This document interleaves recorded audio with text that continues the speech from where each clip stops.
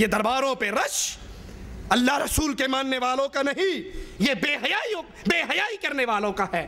اور ان درباروں پہ آپ دیکھیں گے چرس عام ہے، ہیروئن عام ہے، پاؤڈر پینے والے عام ہیں، نشہ کرنے والے عام ہیں۔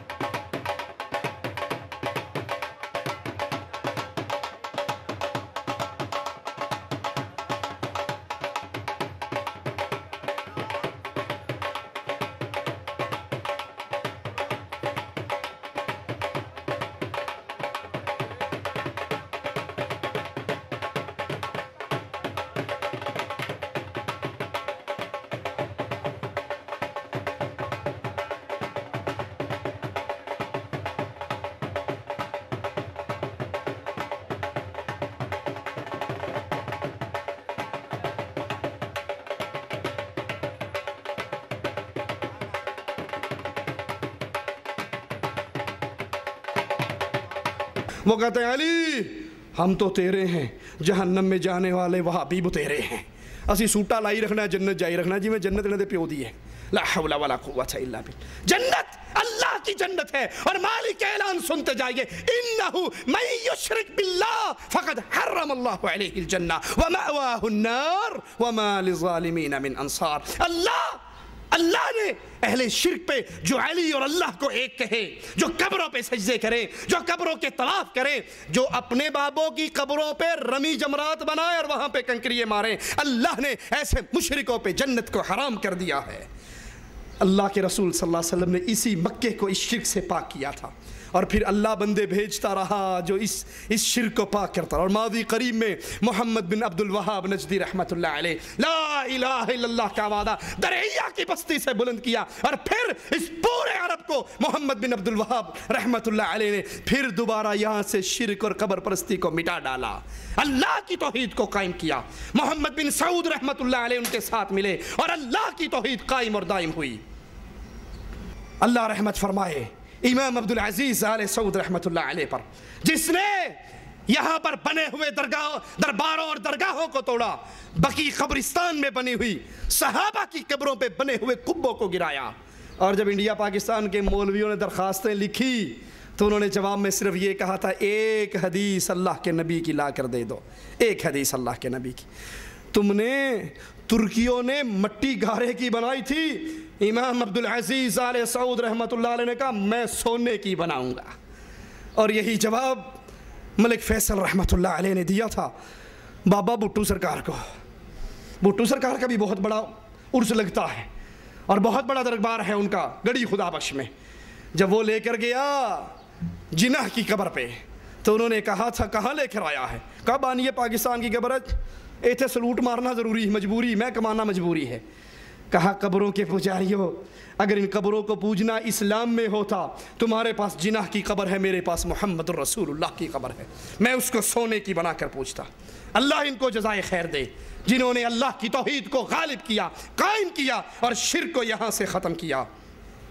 اگر یہ میلے، یہ عرس، یہ قبروں کا طواف، یہ قبروں پہ نظریں، یہ قبروں پہ سجدے دین اسلام ہوتا تو رسول اللہ صلی اللہ علیہ وسلم اس کی تعلیم دیتے، صحابہ یہ عمل کرتے اور متواتر یہ عمل امت میں باقی رہتا. رسول اللہ صلی اللہ علیہ وسلم اس دنیا پہ آئے ہی اس لیے تھے بندوں کو بندوں کی بندگی سے نکال کر بندوں کے رب کی بندگی کروائیں.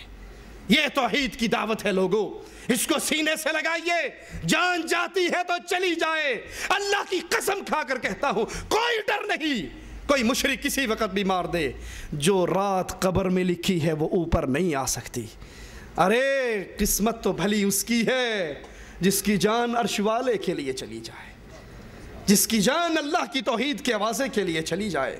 نبی نے بھیجا تھا ایک صحابی کو، جاؤ اس بستی میں قولوا لا الہ الا اللہ کا آوازہ بلند کرو. ابھی زبان سے قولوا لا الہ الا اللہ نکلا، ایک مشرک نے پیچھے سے نیزے کا وار کیا، نیزہ اس کی چھاتی کو چیر گیا. اس کی زبان سے نکلا فزت برب الکعبہ، کعبے کے رب کی قسم میں لا الہ الا اللہ کا پیغام دیتے ہوئے قتل ہوا ہوں، اللہ کی قسم میں کامیاب ہو چکا ہوں. لوگوں جب مرنا ہے اور ایک ہی مرتبہ مرنا ہے، 2 مرتبہ، تو اللہ کی توحید کو سینے سے لگائیے، لوگوں کی ناراضگیوں کو نہ دیکھیے. اس بیت اللہ کے پڑوس سے لال شہباز قلندر کے پجاریوں کو پیغام دینا چاہتا ہوں، اللہ سے ڈر جاؤ، اللہ سے ڈر جاؤ. یہ شرک اکبر ہے، اللہ کے دربار میں اس سے معافی مانگو اور توبہ کرو. بیت اللہ کا حج قرآن سے ثابت ہے، رسول اللہ کی حدیث سے ثابت ہے. اور تم نے جو اپنے بابوں کی قبروں پہ طواف، رمی، زمزم، علی کے گھوڑے کے قدم، ان سب کو سجدوں کے لیے سجا رکھا ہے، نہ یہ قرآن میں ہے نہ یہ حدیث میں ہے. اگر اسی شرک پہ مر گئے تو قیامت کے دن نجات نہیں ہوگی. اللہ سے دعا ہے اللہ ہماری خطاؤں کو معاف فرمائے، اللہ ہماری سیاہکاریوں کو معاف فرمائے، اللہ ہمیں زندہ رکھے، ایمان پہ رکھے. کچھ بھائی کہہ سکتے ہیں مجھے علم نہیں ہے، میں کیسے توحید کی دعوت دوں؟ تو آپ کے سامنے کتاب کی صورت، کیسٹ کی صورت، سی ڈی کی صورت کھلی ہے. آپ نہیں دعوت دے سکتے تو کسی کو توحید کے پیغام کی سی ڈی دیجئے، کتاب دیجئے اور یاد کر لیجئے رسول اللہ صلی اللہ علیہ وسلم کی حدیث کو. آپ نے فرمایا ایک تیر 3 بندوں کو جنت میں لے کر جائے گا. ایک تیر، ایک وہ جس نے بنایا، ایک وہ تاجر جس نے خریدا اور خرید کے پھر ایک مجاہد کو دے دیا، تیسرا وہ جس نے اس کو چلا دیا. ایک تیر کی وجہ سے 3 بندے. ہو سکتا ہے آپ کسی کو توحید کے پیغام کی سی ڈی دیں، کیسٹ دیں، کتاب دیں، پمفلٹ دیں اور سن کر اس کے دل کی دنیا بدل جائے.